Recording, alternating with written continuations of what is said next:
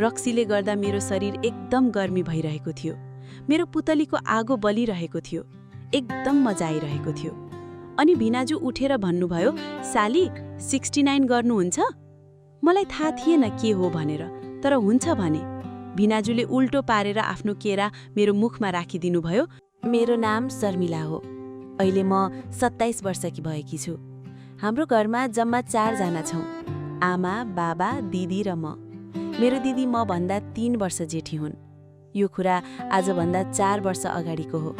म आफ्नो दिदीको घरमा बस्न गएकी थिएँ। दिदीको नाम अस्मिता हो र भिनाजुको नाम सञ्जय। दिदीको गाउँ रामेछाप हो, तर भिनाजुको कामको सिलसिलामा उहाँ काठमाडौँमै बस्नुहुन्थ्यो। उहाँहरूले जम्मा 2वटा मात्र कोठा लिएका थिए, एउटा बेडरुम र अर्को किचन। म दिदीको घरमा हुँदा किचनको बेडमा नै सुत्थे। भिनाजु साँझ 6 बजे अफिसबाट आउनुहुन्थ्यो। उहाँलाई रक्सी खान मन पर्थ्यो। प्राय घर आएर दिदीसँगै बसेर रक्सी खानुहुन्थ्यो।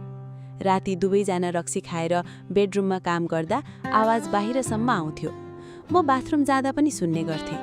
म त त्यति बेला जम्मा 23 वर्षकी थिएँ। मेरो शरीरमा आगो बल्न थालेको थियो। गाउँको रामसँग मैले 2 पटक काम गरिसकेकी थिएँ, त्यसैले मलाई थाहा थियो यो कुराले कति मजा दिन्छ।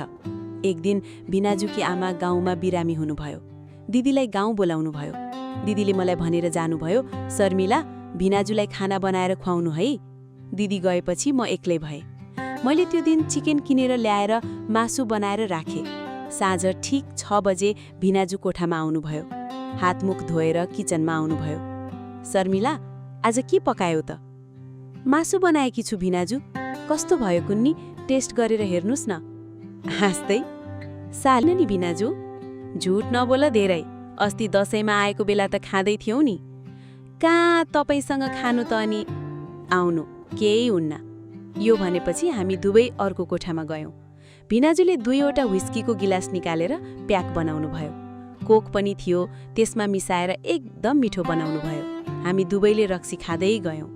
2 प्याक खाइसकेपछि थकित भएका बेला दिदीको कल आयो। मैले दिदीलाई नभन्नु भने, मैले खाएको छैन भनेर। दिदीसँग केही बेर कुरा गरेर कल राछेँ। भिनाजु फेरि आएर अर्को प्याक बनाउनु भयो। कस्तो बनाउँदैछु त म प्याक? अलि झाप भइसकेको छ, एकदम मिठो भिनाजु।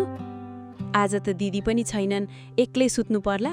म पनि धेरै दिनदेखि एक्लै सुत्नु परेको छ। जिस्किँदै, के मसँग सुत्नुहुन्छ त? साली आदि घरवाली भन्छन् नि। मेरो भाग्य कहाँ यस्तो बलियो छ र, तिमी जस्ती राम्री पाउनु। दिदी पनि राम्री रे त, तिमी जति त छैन नि त। म चाहिँ कुन राम्री हो र? तिमी त एकदम चुवाक्क छौ नि साली। यो भनेर भिनाजुले मलाई अङ्गालो हाल्नुभयो। बरु तपाईँ त एकदम ह्यान्डसम हुनुहुन्छ। तिमी बिहे गर्ने बेला सानै थियौ, नत्र त तिम्रै हात माग्थे म। हो र भिनाजु? हो नि, यति राम्रीलाई छाडेर किन दिदीसँग बिहे गर्थे र म? कुरा गर्दै गर्दा भिनाजुको हात मेरो हातमा थियो। हामी दुवैजना झाप भइसकेका थियौँ। मेरो पुतलीमा पनि पानी बग्न थालिसकेको थियो। भिनाजु अलिकति नजिकिएर मलाई किस गर्नुभयो। मैले पनि किस फर्काएँ। दिदी र भिनाजु राति चिक्दा आवाज सुन्दा सुन्दै मलाई भिनाजुसँग काम गर्न मन लागेको थियो। त्यसैले मैले केही पनि विरोध गरिनँ। भिनाजुले बिस्तारै मेरो ब्रा खोलेर मेरो स्तन चुस्न थाल्नुभयो। भिनाजु, अझै टोक्नुस्। मोर। भिनाजुले एउटा स्तन हातले चलाउँदै अर्काको निप्पल टोक्दै हुनुहुन्थ्यो। रक्सीले गर्दा मेरो शरीर एकदम गर्मी भइरहेको थियो। मेरो पुतलीको आगो बलिरहेको थियो। एकदम मजा आइरहेको थियो। अनि भिनाजु उठेर भन्नुभयो, साली 69 गर्नुहुन्छ? मलाई थाहा थिएन के हो भनेर, तर हुन्छ भने। भिनाजुले उल्टो पारेर आफ्नो केरा मेरो मुखमा राखिदिनुभयो र मेरो पुतलीमा फेरि जिब्रो चलाउन थाल्नुभयो। भिनाजुको केरा करिब 5.5 इन्चको थियो। मैले पनि चुस्न थालेँ। भिनाजुले तल एकदम मजा दिइरहनु भएको थियो, त्यसैले म चुस्न पनि गाह्रो भइरहेको थियो। 2 मिनेट जति 69 गरेपछि भिनाजुले मलाई पल्टाएर भन्नुभयो, अब हाल्छु। मैले लज्जासँग भने, हाल्नुस् न भिनाजु, यो पुतलीको त अब तपाईँको हो, जे गर्नु छ गर्नुस्। भिनाजुले मेरो भिजेको पुतलीमा केरा लगाएर हाल्नुभयो। लुबा त चिरियो। उफ, कस्तो मजा आयो। म त कराउनै थालेँ।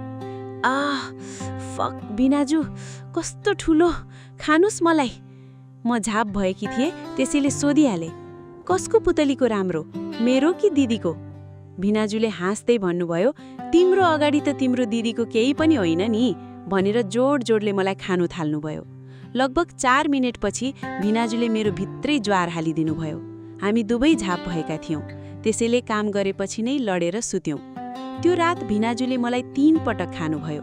दिदी 20 दिनसम्म गाउँमा बस्दा हामीले हरेक दिन काम गर्यौँ। अहिले पनि म दिदीको घर जाँदा वा दिदी कतै गएको बेला भिनाजुसँग काम गर्छु। भिनाजुले मलाई एकदम माया पनि गर्नुहुन्छ। मलाई त भिनाजुसँग काम गर्न एकदमै मजा आउँछ।